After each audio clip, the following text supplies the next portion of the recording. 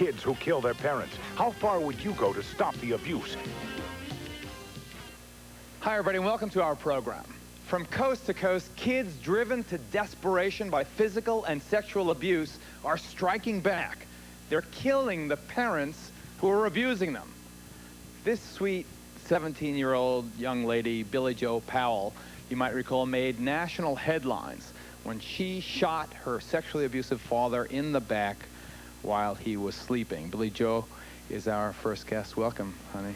Thank you. You know, I'm delighted that you're here. I know that this is a very difficult thing for you to talk about, and I want to ask your story and get your story out just as gently as we possibly can, because I want you to feel as comfortable as you possibly can talking about something like this.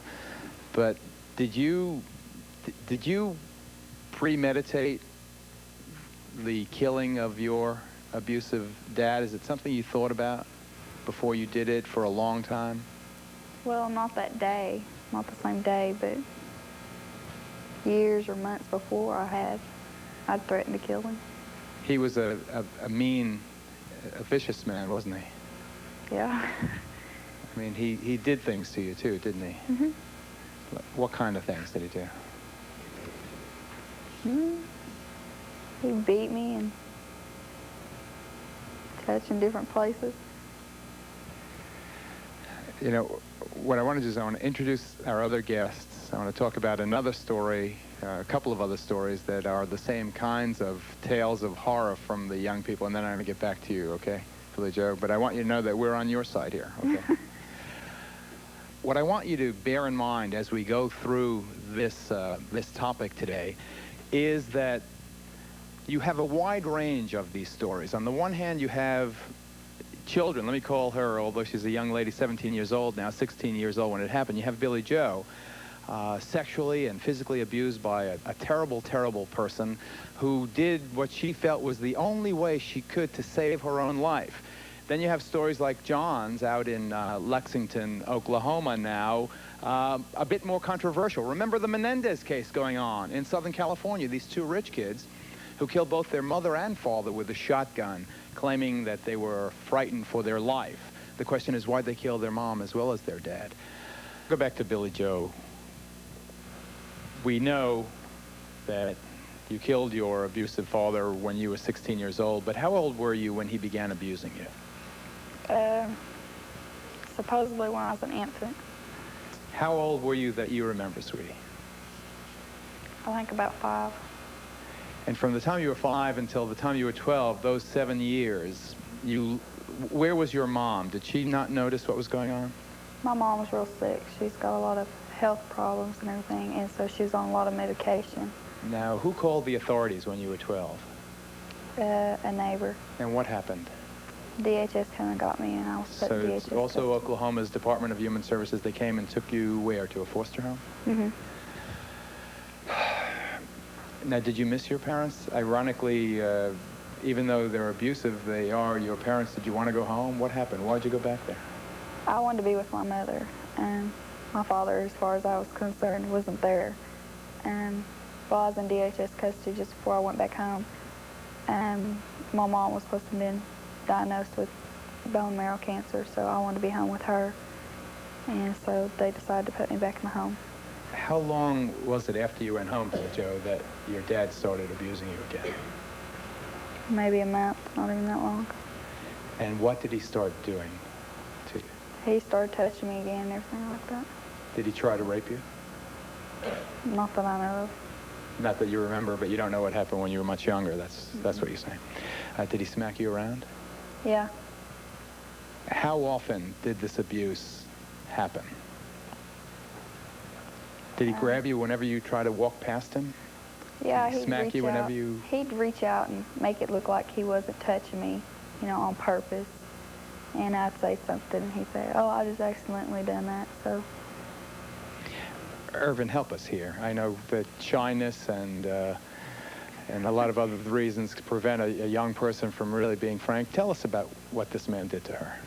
There was just a lot of abuse that continued on a weekly basis throughout most of her young life. Billie Jo, let me ask you, did the people in your town know that your father was an abusive man?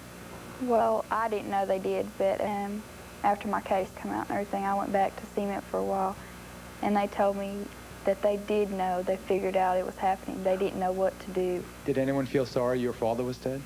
No, they all said they were grateful. Geraldo, I would say that, as in her case, as in the Dutton case, it's one of those hindsight. The townspeople said, yes, we knew about it, and gosh, we just turned our head and we didn't do anything about it. We're sorry, we're ashamed. This town where she was at, where she lived, rallied around her. They did similar things that the Rush Springs did for the Dutton boys. But I think most of it was from guilt, not just from the fact that they were sympathetic. They were guilty. Damn right. They were guilty that they didn't act. Now, Billie Jo, you remember the night when you killed your father? I didn't kill him at night.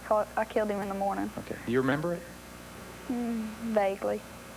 What do you remember about it? I remember getting it and grabbing the gun and then pulling the trigger, and it hit him and How far jerked. away from him were you when you pulled the trigger? Maybe about this far from here to you. Were you afraid that he'd wake up? Well, he had been awake, and he'd been arguing at me that morning. What did he say to you?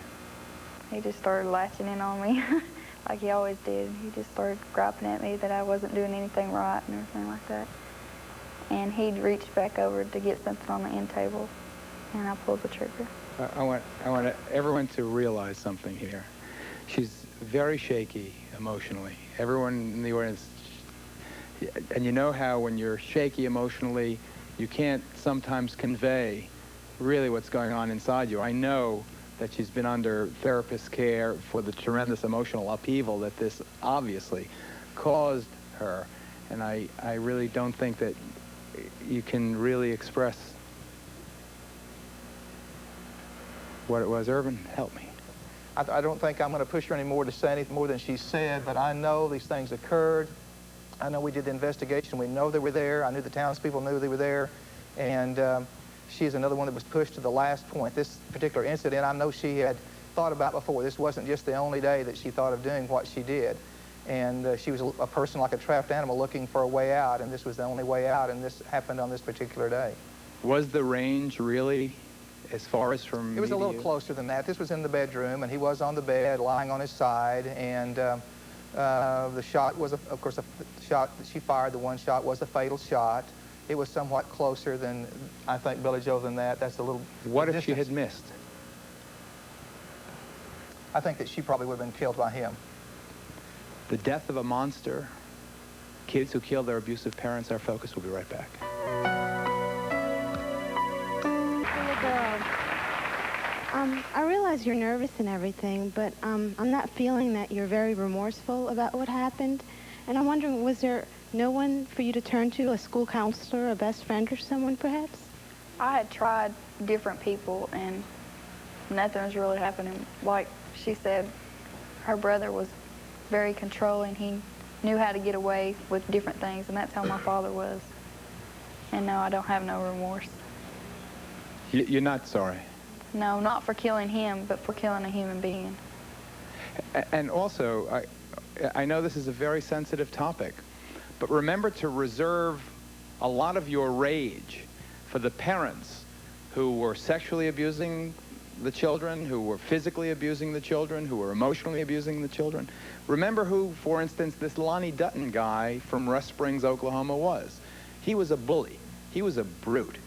He brutalized these children in a horrific way that would make your skin crawl. His own parents said he deserved to be dead. Now, that's a very rough and Old Testament approach to life. But if you can justify homicide, that certainly was a case of justifiable homicide.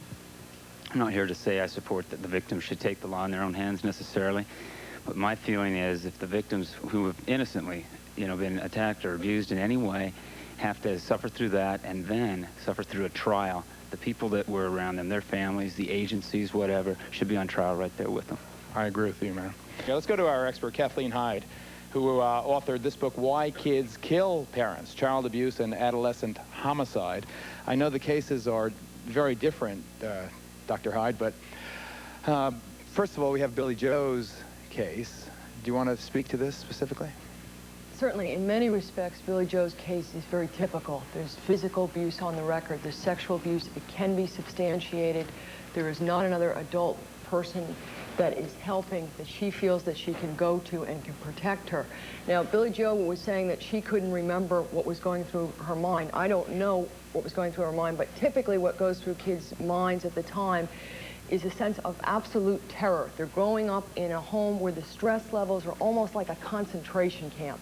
They get to the point, and you see it in each one of these cases, where the kids perceive, having told people no one's done anything, they perceive that there is no other way out but murder. You see that particularly in this case with Billie Jo. You see it in the case of the Martone family. You see it in the case of the Dutton family. Now, in this case here with the emotional abuse, what I think sometimes people don't realize what can happen if individuals, or kids in particular, are constantly belittled and berated. They can reach the same point where they feel they can't take it anymore. And in that case, there does not appear to be an adult who could protect that person when he's growing up. Why didn't he hit the road? Why didn't he go thumb a ride to California? I think what people miss, Geraldo, with that is not to realize that these individuals are adolescents. They do not have the life experience or the perceptions of adults. And in addition to that, if you look at their age and their earning power, these are kids that legally typically cannot just simply quit school. They are kids that cannot enter into a contract. They are kids that cannot get an apartment. There are kids that don't have the money to fend for themselves. So we can't look at it from the standpoint of an adult person. We have to look at it from the standpoint of an adolescent. One quick question before my break. With the exception of John, no one appears to be at all sorry that the man is dead. It's very typical. In fact, what a number of people said is right on the line. There is a sense of relief. Finally, it's over. They don't have to live in absolute terror and horror of having witnessed a great deal of this abuse. In therapy, you want to work for so you can get to the point where the individuals realize they've taken a human life and feel sorry. Dr. Heidi, the author of Why Kids Kill Parents, your final thoughts? I want to emphasize the importance of getting therapy. The symptoms you described are very typical. People have lived in these kinds of households. It can be treated. You can get over that, and it's extremely important that you go to someone who is skilled in working with trauma. And I would say that to Billie Jo and also to the family members. To the Dutton family members yes, as well. Yes, absolutely. Is this going to be open season, though, on parents when they don't give the kid the keys to the car to go to the movies? No, and kill parents? And... Absolutely not, Geraldo. If parents love their kids, kids respond. These are very unusual circumstances. The kids are acting out of a sense of desperation. Extraordinary abuse. Very extraordinary abuse, and in terms of numbers, very few. I want to thank all our guests. Best wishes to you too, John. To you too, Mark. Dr. Heidi, thank you. Thanks for watching. See you next time, folks. Bye-bye.